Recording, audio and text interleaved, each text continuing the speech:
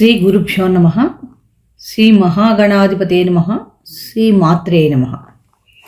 Welcome to Mihiravani YouTube channel. మీ doctor Sundari ప్రేక్షకులకు నమస్కారం. ఈరోజు మనం ఈ వీడియోలో ఫిబ్రవరి 1వ తారీఖు అంటే ఫిబ్రవరి 1, 2024 నుంచి 28 ఫిబ్రవరి 2024 వరకు గల గోచార గ్రహ సంచారం ఆధారంగా ద్వాదశ రాశుల వారికి ఎటువంటి ఫలితాలు ఉంటాయి, ఉద్యోగ వ్యాపార కుటుంబ విషయాలు ఎలా ఉండబోతున్నాయి, ఏ ఏ గ్రహాలు అనుకూలమైన ఫలితాలు ఇస్తున్నాయి, ప్రతికూలతలు తగ్గించుకోవడానికి ఏ పరిహారాలు పాటించాలి, ఇలా ద్వాదశ రాశుల విషయాల గురించి మనం ఈ వీడియోలో చర్చిద్దాం. ఫలితాలకు వెళ్లే ముందు అసలు గ్రహాలు ఏ రాశుల్లో సంచరిస్తున్నాయో, ఏ గ్రహాలు ఏ రాశుల్లో సంచరిస్తున్నాయో తెలుసుకుందాం. మేషరాశిలో గురు సంచారం జరుగుతోంది. కన్యలో కేతువు. ధనస్సులో కుజుడు ఫిబ్రవరి 4వ తారీఖు వరకు, తదుపరి ఉచ్చస్థితైన మకర రాశిలో సంచారం చేస్తాడు.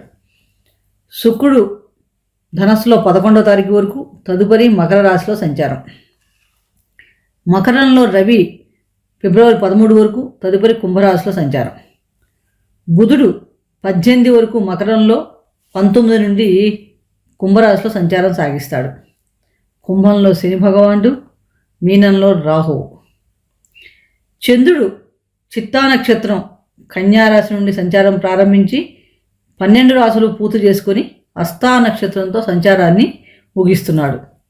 ఇటువంటి గోచార గ్రహస్థితి ఆధారంగా ద్వాదశ రాశుల వారికి ఈ ఫిబ్రవరి మాసంలో ఎలా ఉండబోతోంది అనే విషయాల్ని మనం ఈ వీడియోలో తెలుసుకుందాం. ఒక్కొక్క రాశి గురించి తెలుసుకుందాం. చక్కగా అన్నీ విని ఆ పరిహారాలను చక్కగా పాటించండి అందరూ కూడా.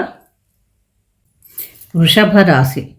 వృషభ రాశి అంటేనే మనకి కృత్తికా నక్షత్రంలో పుట్టిన 2, 3, 4 పాదాల వాళ్ళు, రోహిణి నక్షత్రంలో పుట్టిన 4 పాదాలు, మృగశిర నక్షత్రంలో పుట్టిన 1, 2 పాదాల వాళ్ళంతా కూడా వృషభ రాశి కింద వస్తారు. రాశ్యాధిపతి శుక్రుడు. మనకి ఫిబ్రవరి నెల గోచారం పరిశీలించినప్పుడు రాశ్యాధిపతి శుక్రుడు అష్టమ, నవమ స్థానంలో సంచారం చేస్తున్నాడు. అలాగే లాభంలో రాహువు, పంచమంలో కేతువు, వ్యయస్థానంలో గురు సంచారం. దీనివలన ఈ రకమైన సంచారం వలన ఈ నెల అంతా కూడా వృషభ రాశి వారికి మిశ్రమ ఫలితాలు గోచరిస్తున్నాయి. ముఖ్యంగా మొదటి 2 వారాలు కూడా అన్ని విషయాలు కూడా జాగ్రత్తగా ఉండాలి. ఆరోగ్య విషయంలో మటుకు చాలా జాగ్రత్తగా ఉండాలి. ఈ మాసంలో మీకు వృత్తిపరంగా చాలా అనుకూలంగా ఉన్నప్పటికీ కూడా కొంచెం ఉద్యోగాల్లో కానీ వృత్తి వ్యాపారాల్లో కానీ కొంచెం ఒత్తిడి ఎక్కువగా ఉంటుంది. అంటే అధిక శ్రమ ఎక్కువగా గోచరిస్తుంది. బాగా కష్టపడితే కానీ మనకి అనుకున్నంత విజయాలు లభించడం కష్టంగా ఉంటుంది.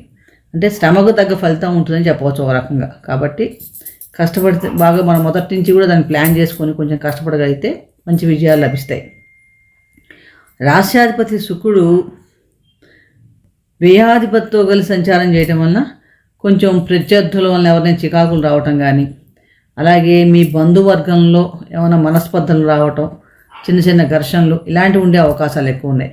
కాబట్టి వీలైనంతవరకు ఆ విషయాలు కొంచెం జాగ్రత్తగా ఉండండి. ఫిబ్రవరి 12 తర్వాత చాలా మటుకు క్రమంగా అనుకూలమైన మార్పులు వస్తాయి.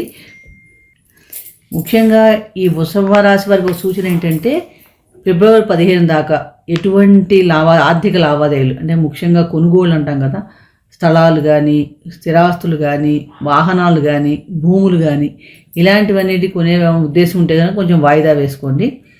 పంచమంలో కేతు సంచారం చేయడం వలన కొంచెం విద్యార్థులకి అంటే ఇప్పుడు ఎగ్జామ్స్ సీజన్ కాబట్టి వీళ్ళు మొదటి నుంచి కొంచెం కష్టపడితే కానీ మంచి ఫలితాలు పొందడానికి అవకాశాలు తక్కువ ఉన్నాయి. ఎందుకంటే మధ్య మధ్య బ్రేక్స్ రావడం, కొంచెం నిరాశ రావడం ఇలాంటివన్నీ ఉంటాయి. కాబట్టి విద్యార్థులు మొదటి నుంచి కూడా కొంచెం హార్డ్ వర్క్ చేస్తే మంచి ఫలితాలు పొందుతారు.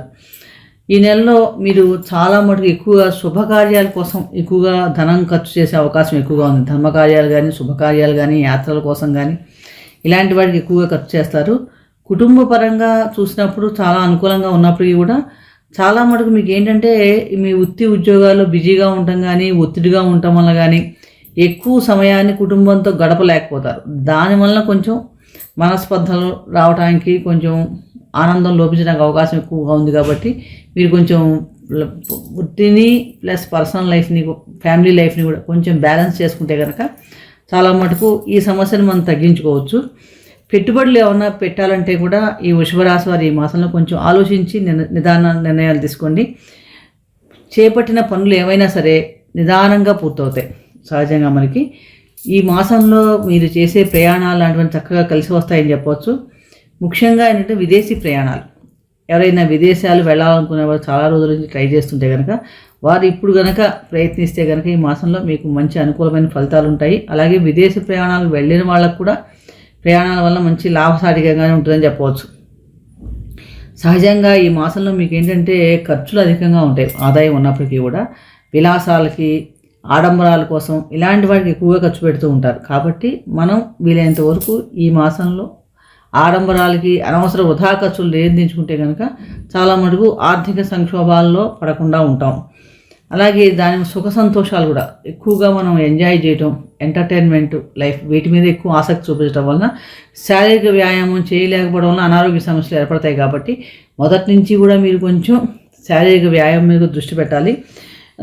ఆరోగ్యం జాగ్రత్తగా ఉండాలంటే మొదటి నుంచి కూడా కొంచెం బాడీని మనం ఎక్సర్సైజ్ చేసుకుని అలవాటు చేసుకుంటే కనుక ఆరోగ్యపరంగా కూడా చాలా బాగుంటుంది. మొత్తం మీద చూస్తే వృషభ రాశి వారికి ఈ మాసం అంతా కూడా అనుకూలంగా ఉన్నప్పటికీ కొంచెం మధ్య కొంచెం అనారోగ్య సమస్యలు కానీ, ఖర్చులు అధికంగా ఉండే అవకాశాలు, కొంచెం శ్రమ పడితే కానీ విజయ అవకాశాలు దూరం రాకుండా ఇలాంటివి ఉన్నాయి. కాబట్టి ఈ విషయాల మీద కొంచెం మెయిన్ కాన్సన్ట్రేట్ చేయండి. అనుకూలమైన ఫలితాలు కలగాలంటే కనుక మీరు ప్రతిరోజు కూడా చక్కగా సూర్య నమస్కారాలు చేసుకోవడం, అలాగే శ్రీ సూక్త పారాయణ ప్రతిరోజు చక్కగా చేసుకోవడం, అమ్మవారి దగ్గర గణపతి ఆరాధన, గణపతి మంత్రం ఓం గం గణపతే నమః అనే మంత్రాన్ని ఎన్నిసార్లు చెప్పించడం చేస్తే కనుక చాలా మంచి ఫలితాలు కలుగుతాయి. అలాగే కుదిరితే కనుక శనగలు దానం చేయండి, లేకపోతే నానబట్టిన శనగల్ని గోమాత గురువారంలో తినిపించండి, మంచి జరుగుతుంది. మరొక రాశి గురించి మరొక వీడియో తెలుసుకుందాం. నచ్చితే లైక్ చేయండి, షేర్ చేయండి, సబ్స్క్రైబ్ చేసుకోకపోతే సబ్స్క్రైబ్ చేసుకోండి. సర్వే జనా సుఖినో భవంతు. శుభం భూయాత్.